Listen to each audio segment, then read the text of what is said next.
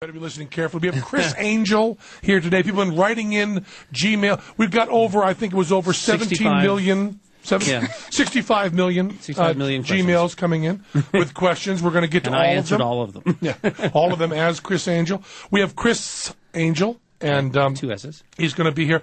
And I guess we could talk about other stuff, but there's so many, 65 million questions on Gmail. We're only going to get to 3 And he's anyway. got, what he's pimping is, he's got, coming out a long time from now, like in June is the next season of Mind Right, Freak. Actually, the DVD's That's out right Criss now. Angel's yes, voice right and there. thank you for having me on, and congratulations on the success, Penn, of the show. Thanks for having me on. And I'm holding the DVD here, and a lot of you people write in about the genius of Criss Angel and his show and his magic, but come on, that's genius. Fine. That's fine. Come that's on, the word I want to talk. use. The thing that's genius about this is the title he used. Yeah, okay? well, he does. The title is Mind Freak, which is not what everybody hears. Right. Everybody knows that's mind F word. Exactly. They all know. But I was Mind talking to people that write with you, and you have a great team. You have Incredible. Johnny Thompson Right.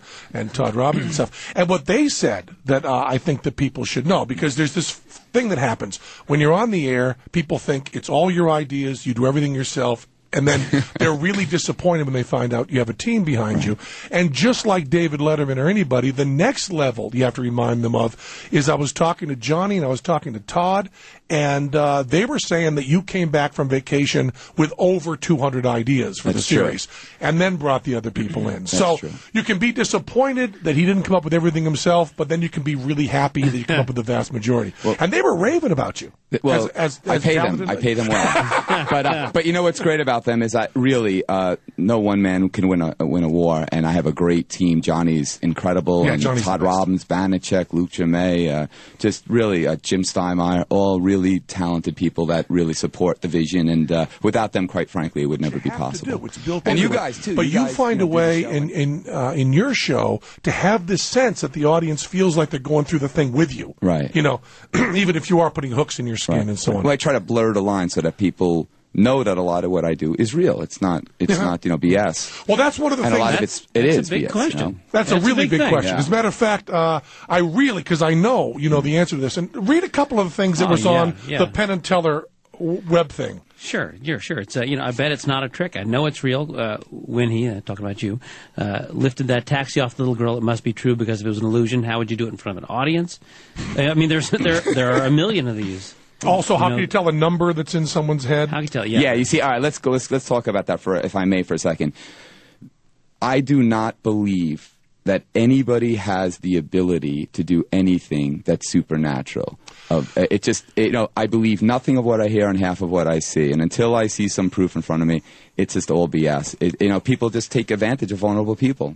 We're done. Yep. We're done. That's it. We close it off. As a matter of fact, I have a show come up called Sucker. Yeah. And I'm going to do a whole thing where we're going to create in Las Vegas a psychic storefront. I'm going to have Banachek, everybody. We're going to work, and we're going to completely come off that we're really psychic. We're going to take people to look at a UFO at night, and then we're going to expose the whole thing. We did a version of that. We should tell you about this. We should before you do We this. should warn you about this. Maybe I can get sued from you guys. No, not at all. We are so on your side with this. And we did a thing that really bothered me. So I love the fact that all these people, they're fighting for you, man. They are. Criss Angel's a god. He's just amazing. got I these can't believe powers. he's doing it. He's got these powers. I know they're real.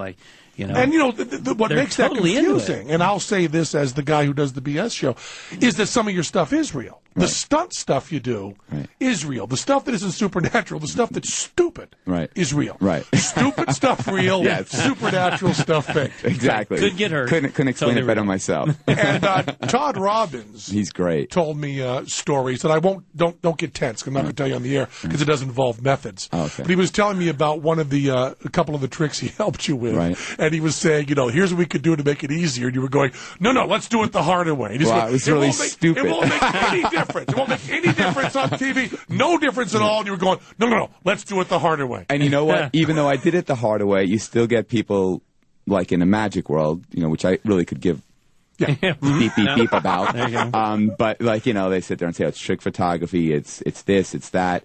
And the truth of the matter, it isn't. I worked really hard to try to pull it off so it would be like you would experience it if you saw a live show. But they didn't appreciate that, and they just write it off as whatever. That's really bothersome, because if you're a magician, like the couple of shows that I watched, what Teller and I were amazed by was that you bothered doing it when it could be trick. And you'd think that someone was hip, would just go, like you did that thing with moving the people up the hallway. Right.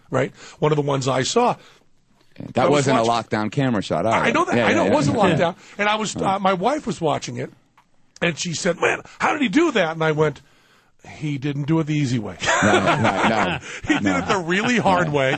And I went, she said, "So the people that are standing there saw that same thing?" And I went, "Unfortunately, yes." Yeah. So let me tell you how I did it right now, an exclusive. I use twins. Yeah, I know that. I know that. I'll let you do that. Doesn't matter. Yeah. And it was entertaining. It was good. It was twins. It was last season's show. Yeah, exactly. And the genius of using twins. Right. And I don't know if this was your idea. Yes, it was. But the genius of having a couple. Exactly. Because you had two a guy and a girl. Yeah. Now I had to do a whole family with a dog for next season. I am. No one's even gonna know it. I'm saying this on the radio. People still won't believe me that I would reveal how I'm going to do something on next season. So watch it, and then you tell me if you see me do it. And I guarantee you're going to tell me I would never reveal my trick. So I don't have powers. I don't. And yet people tell me I do. I'm the devil. And you want to get credit. Right. I mean, you're working your ass off. You're doing, a million shows for no money in the middle of the desert in no time. And then someone says you have powers. You want to go, "No, I didn't sleep for 3 months." Exactly. I'm working my ass off. If I had powers, I would have had time for a life. Yeah, exactly. Well, and also, if you have powers, you're not climbing through a storefront window. You're saving the world. Right. Let's talk. I mean, who's got powers? Or winning a lottery ticket out of somewhere. Yeah, not even winning a lottery ticket, man. If all of a sudden you had even one of the powers you had there, you're saving babies. Absolutely. I mean, that's the first thing you're doing. And the fact that when they say you have powers, you're doing this TV show, it's questioning your morality. It's like I would be working with every scientist in the world. Right. I'd be winning the Nobel Prize. I'd be doing anything I could to use this to stop the HIV virus. I'd be stopping dysentery in Africa. I would not be making people a card trick. Yeah. Hey, you're thinking of the 6 of diamonds, right? I could cure AIDS, but 6 of diamonds. And if you could read someone's mind, you would be reading people's minds on September 10th, 2001. You would have been reading minds and going, yo, I got to get the CIA on the phone. I got some guys flying into Boston. You got to know about it. And oh, by the way, they picked the 7 of diamonds.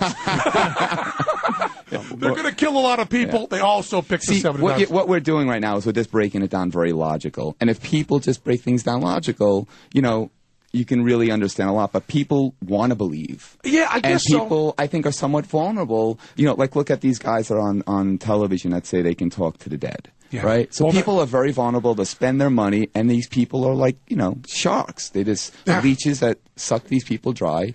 That makes me crazy, man. Oh, there's nothing worse. The scum of the earth. And I, cared about this a lot when my mom and dad were alive. And then my mom and dad died, and I felt that grief, that clutching, a drowning man will grab a snake, just anything. And I felt that grief, and then that kind of good-natured, hey, they should cut that out, kind of turned into this really dark rage. Yep. And speaking of dark rage, we'll be back with Criss Angel and more of your questions. We got nothing to fight with him about. We got to find a different magician we can scream at. We'll be back after this. Penn Jillette, Las Vegas.